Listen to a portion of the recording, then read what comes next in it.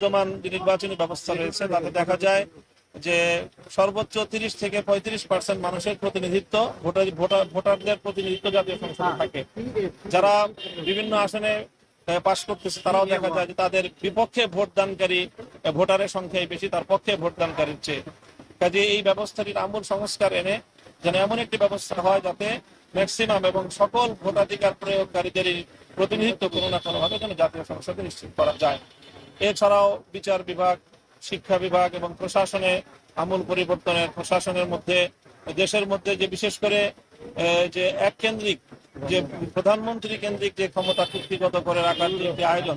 যেখান থেকেই মূলত স্বৈরতন্ত্রের উদ্ভব, সেই জায়গাটায় যেন ভারসাম্য তৈরি করা হয়, সাংবিধানিক প্রস্তাবনা আনার প্রস্তাব করা হয়েছে। তার মধ্যে সংবিধানে যে আল্লাহর উপর অবিচল আস্থা এবং বিশ্বাসের যে ধারাটি ছিল